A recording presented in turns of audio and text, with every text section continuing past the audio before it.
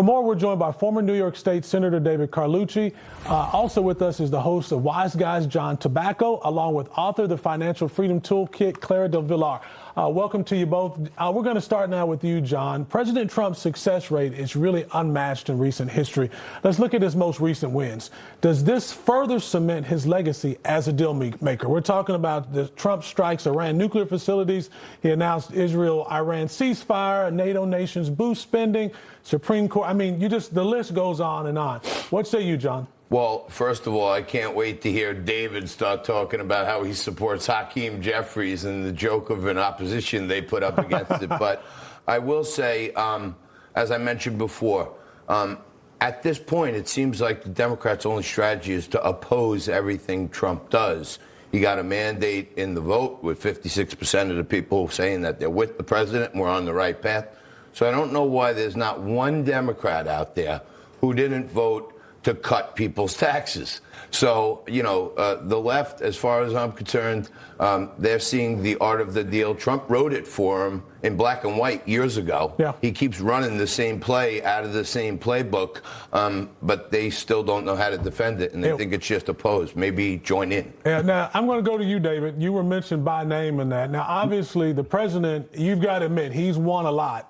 Do you think his legacy as a deal maker has been cemented with this big, beautiful bill? Well, we've got a long time to go. Look, we could claim it a win, but then we'd have to redefine the definition of what a win is. And I think if we put the big, beautiful bill under a microscope, sure, I could find some things I could agree with and get behind. But the problem is it's the good, the bad, and the ugly. And yes, you're doing things like creating a statue garden with MAGA celebrities, if you will, or heroes, cost $40 million. But at the same time, you're cutting holes in the social safety net that so many people depend on. Look, we're kicking people off of health insurance. We're cutting SNAP benefits. We're even impacting possibly millions of school lunches that children depend on. So, yes, there's some good stuff in here, but the art of the deal is really making it a win-win. And in this bill, you have big losers and you have big winners. And I would contend that we're taking from the poor to give to the rich. And that's one of the biggest problems with this bill. And then we're leaving a legacy of debt to our children and our grandchildren with this bill. I understand. Now, Claire, I want to ask you, David talked about winners and losers. And to me, I'm trying to see what win the Democrat Party had in Hakeem Jeffries. He had that record-long filibuster after, by the way, mentioning he once called the filibuster a racist idea. But he was filibustering there. Were there any wins for the Democrats? I mean, how in the world do they recover at this point? I think the fascinating thing is that we had unemployment come in very favorable numbers on the low side. We've had the market at all-time highs. This is after the tariff scare that disrupted the markets for a period of time. The American people are showing their confidence in this President Trump's, and the Democrats. But actually, consumer confidence is down. No, that's not true. If we're measuring consumer confidence, that's not true. We had the largest consumer. We had the largest consumer sentiment raise in history in 60 years just 2 months ago.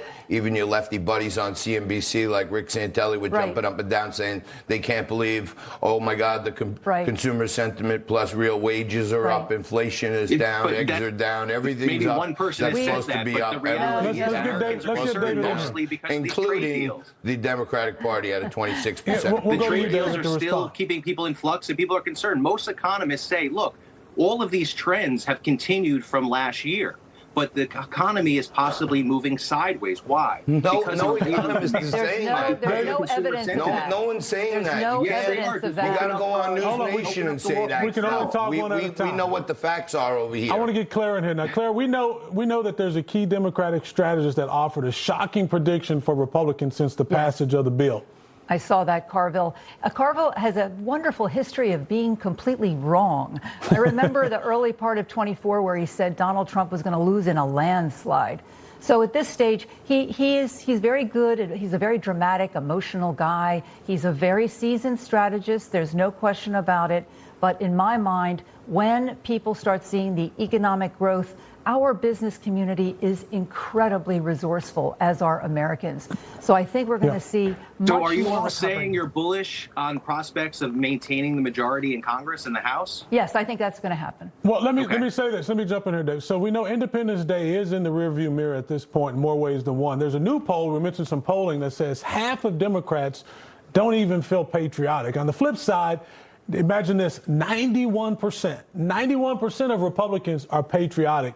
What do you make of that, David? Well, I think it's all semantics, and it means, what does it mean to be a patriot? And I think, coming on your show and having a difference of opinion is a form of patriotism, I agree. and having that right to protest and disagree. But it's Why do unfortunate when people don't feel that way. 50% of your party, though, say they're not patriotic? Why Half is that? full, half empty. But I think it's just a matter of people being down, unfortunately, and maybe if you took that poll a couple years ago, it might be the reverse. I don't know. But I think what's happened here is if you look at the polling on this actual bill, it's extremely negative. You don't see a positive support for this bill. And what's still yet to be remained is actually reading the text of the bill. I've got about 30 seconds, David. I still think there's things that we don't even understand yet. I got about 30 seconds. I got to give John the final word here, John. Why is it that 50% of Democrats say they're not patriotic and 91% of Republicans? We got about 25 seconds. Well, if you take 50% of 50%, that's about 25%. Plus minus 20% of that party is absolutely nuts. Yeah. Those are the people that are nuts. David seems to be going along with them. And just as a note, he said, well, if this is winning, we have to determine the definition of winning. And if this is good, we have to determine the definition. It sounds like Bill Clinton when he says it depends what is. Well, we know again, we're you have winning. to, Bill. We know Yeah, the Republicans Bill are on the just path. Makes sense. And Democrats are Hey, proud to be guys, fans. thanks so much. I got to get out of here. Appreciate you so much, David Carlucci, John Tobacco, and also Clara Del Villar. Appreciate you all for being here. You're going to stick around and see you a little later. Thank you, guys.